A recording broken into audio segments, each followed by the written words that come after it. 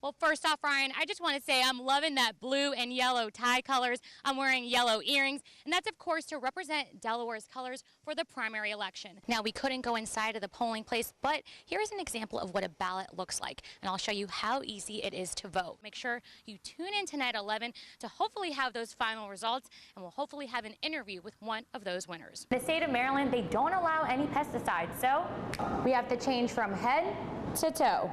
Well, it is definitely hot out here. Now, if we take a look at my thermometer, it is 100 degrees. The water quality is extremely important for their town. And currently, we're out on the water, and we're going to see the newest additions that are improving the waterways. Millsboro PD has been in this building since 1996, and now they're ready to expand. They've already purchased the building next door, and they're hoping to get their hands on even more property. So if we get into an accident, your child would hit the actual cushion rather than hitting their chin, and they also even made these windows shatter resistant.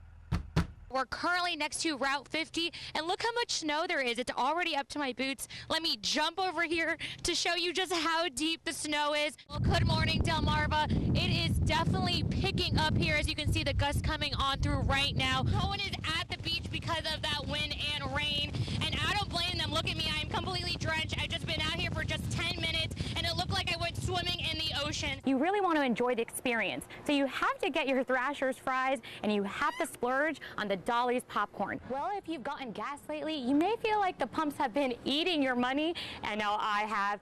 But despite the increase in gas prices, there should still be an increase in visitors this Memorial Day weekend. We are told the smoke masks the alarm pheromone, which helps us not to get stung. Well, I wasn't expecting to play softball today, but that just shows how quickly they are turning this field around. If we take a look right behind me, you can see all the volunteers hard at work. Mayor Jake Day will be going to Annapolis today to testify against a bill that requires offshore wind farms to be built at least 26 miles offshore. But that's not the only thing students are fighting for. A 7th grader at Bennett Middle School is hoping her words can change the atmosphere at her school.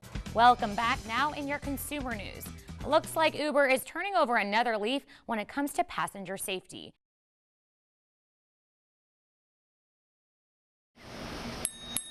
Cheryl Monroe should be picking up this order. The well-loved waitress has been working at the Ocean View family restaurant for 24 years, but she's currently clocked out. After her brother passed away on August 7th of prostate cancer, Cheryl suffered an aneurysm the very next day. And then she was in the shower and she started vomiting, and then she had the aneurysm. She has significant paralysis on the right side in the beginning and wasn't that responsive, and little by little the swelling's gone down. From running schedules at the restaurant, she manages a lot of the day-to-day stuff in here, so she was very needed and interacted with everybody. To taking care of her mother and worrying about her brother, Cheryl continued to come to work every day. And after working here for over 2 decades, Cheryl was serving so much more than food. She made friendships with Ocean View locals. She knows us. She knows what we want to order. She's just so friendly, and we are all very upset with what's happened to her. And I'm just heartbroken to hear about this aneurysm. She is all about everybody but herself. She just cares about everybody. In a matter of days, donations came rolling in. A GoFundMe page was set up, and in just 4 days, over $4,000 have been raised. And a jar that was originally set up for her brother is now for Cheryl. But more than anything, this family restaurant is just asking for prayers for their friend. Cheryl was just always took care of me, and I just hope and pray that she's going to be okay. Cheryl, keep fighting. We're waiting for you to come back and feel better soon. We've got a lot of prayers going out to you. I need you. Get back here soon. We all need you. We love you. Place isn't the same without her. Justina, Coronel, 47 ABC. This isn't your everyday classroom setting. Teachers hit the beach to collect trash and plastics. It's all a part of University of Delaware Sea Grant's Marine Debris Workshop.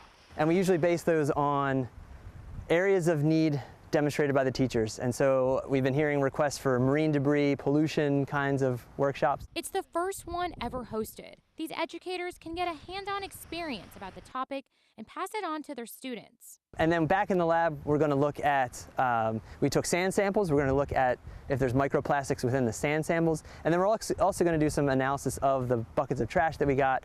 Which really helps you bring marine science into your classroom.